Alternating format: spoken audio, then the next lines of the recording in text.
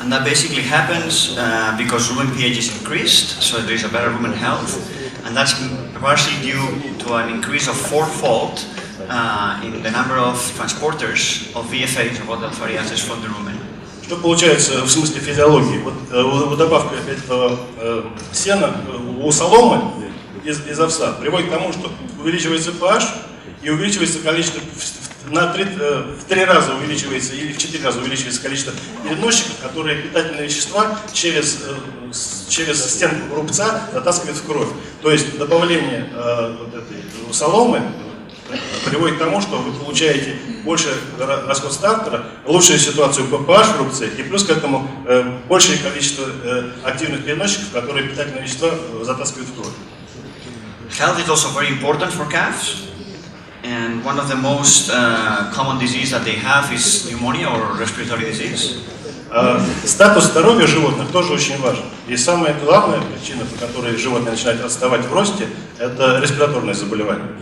And they will typically experience respiratory disease when you mix the animals, when they move them from individual hatch into groups, about 2 months of age, or you do it earlier, a little bit earlier. Обычно это возникает тогда, когда вы из индивидуальных домиков животных помещаете, группируете. Это приводит к тому, что где-то с 60 по 120 дней, у 110 дней у вас вспышка респираторных заболеваний до гораздо меньше, просто потому что они индивидуальны и перезаражение минимально. А потом уже это будет меньше просто по 2 причинам. С одной стороны, животные стали старше, адаптироваться, у них лучше работает иммунная система. Просто вот после этих 110 дней у вас количество заболеваний, новых заболеваний респираторными и повторных инфекций опять же сокращается. And respiratory diseases are not only important because they can cause mortality and cost, they're also important because they will have shortened consequences on growth. So animals with BRD will grow about 10 kilos less than in the first 6 weeks after having that pneumonia than the animals that don't have pneumonia. То есть, если вы сравните рост животных, их привес в течение 6 недель после перегруппировки животных, у которых было респираторное заболевание, у которых не были, разница в весе теленка может достигать 10 килограмм. Просто потому, что у этих была респираторная проблема, а у этих не было. But it will also have long-term consequences, and this is the productive life of cows. And as you can see, as the number of respiratory processes that the animal experiences, the productive life of the animal decreases. Это график показывает общее количество молока, которое животное после отела может принести в течение своей жизни. Если у него не было совсем случаев респираторных, то вот это количество дней, которое дает молоко. Один случай бронхопневмонии сокращения, вы видите, что 4, практически в 2 раза вы сокращаете длительность использования этого животного для его продуктивной жизни.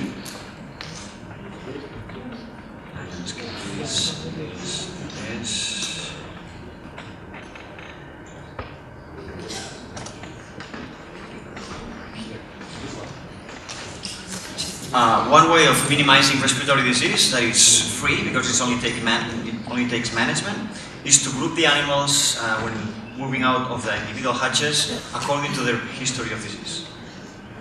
Самый дешевый способ избежать перезаражения заключается в том, что вы, когда забираете животных из индивидуальных клеток, вы должны группировать их, учитывая, были у них проблемы с респираторными заболеваниями, либо нет. Если вы соблюдаете эту вещь, как, скажем, Алекс и ферма, которую мы делаем, я забегу немножко вперед, если вы соблюдаете эту вещь, ему удается вырастить 75% телочек, которые ни разу не заболели респираторными заболеваниями. То есть они просто группируют больных с больными, то есть переболевших и вылеченных с переболевшими, и те, которые не переболевали, это отдельно.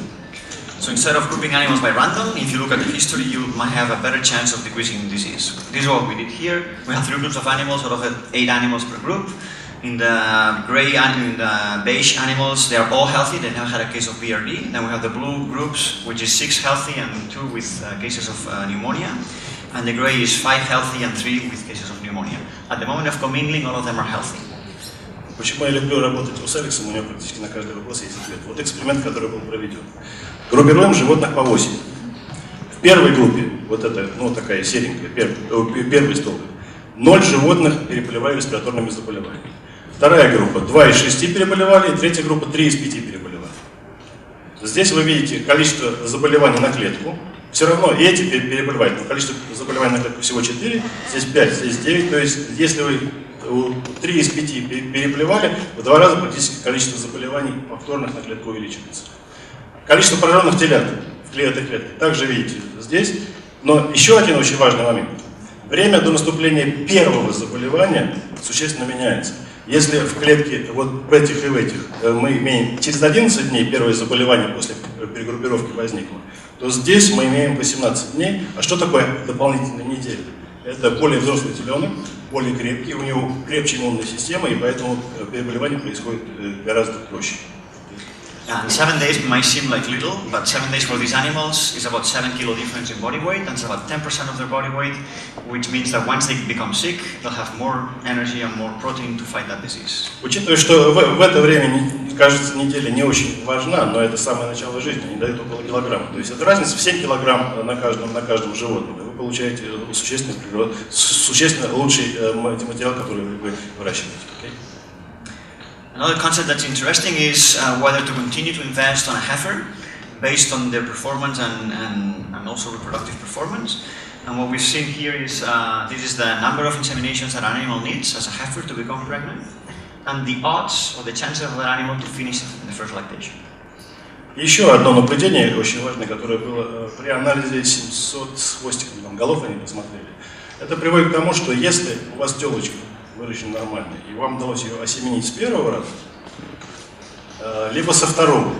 Вот если вы осеменяете со второго раза, ее вероятность того, что она не доживет до года, на 25% выше, чем у той, которая осеменилась с первого раза. А если это количество осеменений возрастает до 4, то есть вам необходимо потратить 4 спермодозы, то вы практически получаете, что шанс, что она закончит первую лактацию, равен всего 50%. То есть вот количество осеменений. So the question is why? If you right. So if you have a heifer with more than 40 inseminations that's still open, that's going to be a heifer that's not going to calve at 22, it's going to calve maybe at 26 months. So it's going to be a very expensive heifer. And on top of it, half of the chances are that she's not going to finish the first lactation. So she's not going to be paid for the feed she's consumed as a heifer. Первая причина заключается в том, что если вы делаете 4 осеменения через каждый цикл, то оно вас никогда не даст первого теленка 22-23, это будет 28, то есть она просто будет дороже. И плюс к этому шанс у того, что она почему не осеменяется? У нее есть какие-то проблемы в организме, которые приводят к тому, что мы, может быть, их не можем выявить, но это приводит к тому, что все-таки это животное, шанс, то, что она закончит первую лактацию, а не будет выбракована или не погибнет по каким-то причинам, всего 50%. And the last message I would like to convey is that once we breed the animal and she's pregnant, there is no time for correction of mistakes. If we bred the animal too small, it's a mistake to try to put more energy and more growth on the animal. After breeding, the animal should grow slowly, about 750, 800 maximum grams per day, because the more they gain, the less milk they will produce in the first lactation. И второй момент. Вот мы вчера вечером эту волшебную формулу обсуждали очень долго. Смысл этой формулы сводится к следующему.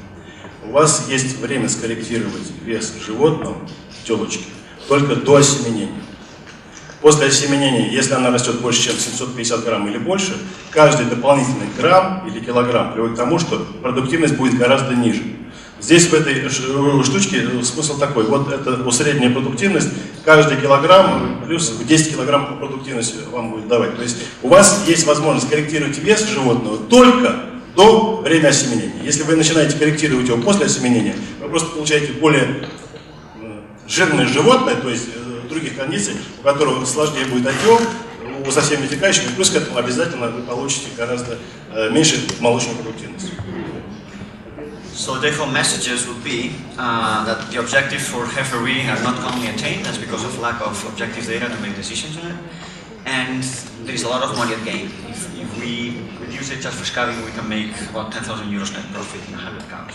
Очень важно, чтобы в вашем конкретном хозяйстве, для вашей конкретной генетики были установлены вес при осеменении, вес при отеле, высота в холке, для того, чтобы, но для этого необходимо иметь определенную базу данных для того, чтобы сделать такое решение. Но если у вас это решение есть, вы можете гораздо раньше получить отел животного, сэкономив на кормах, сэкономив на всех остальных проблемах, потому что вы получите отел животного в 23, либо меньше, чем 24 месяца. And growing rapidly in life will give us more milk as a cow. BRD or respiratory disease will compromise future milk production. To avoid that, we should commingle animals based on their history of disease. У них есть специальный эксперимент, когда они отъем проводили в 49 дней, 56 дней. Казалось бы, разница не очень большая. Но вот есть цифры, которые четко показывают, что если вы производите отъем в 49 дней, они начинают больше есть, больше привес давать со всеми вытекающими. Почему? Я задавал вопрос в прошлый раз ему. Очень просто. Телят очень любопытный. Так он лежит и лежит. И если он один, он не пойдет есть. А так все пошли есть, он просто посмотреть, что они делают. То есть количество корма, которое потребляет, возрастает, есть цифры, которые это могут подтвердить, и со всеми вытекающими вы получаете больше привеса. То есть максимальный привес в первые месяцы жизни телят, отъем в группах в определенное время, они на своей ферме делают 49. Необходимо учитывать количество респираторных заболеваний, группировать телят, учитывая историю респираторных заболеваний. И средний привес после осеменения необходимо, чтобы они были не очень высокими, потому что если вы после осеменения, после того, как животное стало стерильным, пытаетесь скорректировать привес, чтобы получить при отеле, так сказать, заданные параметры, вы практически потратите деньги зря, получите меньше. Спасибо.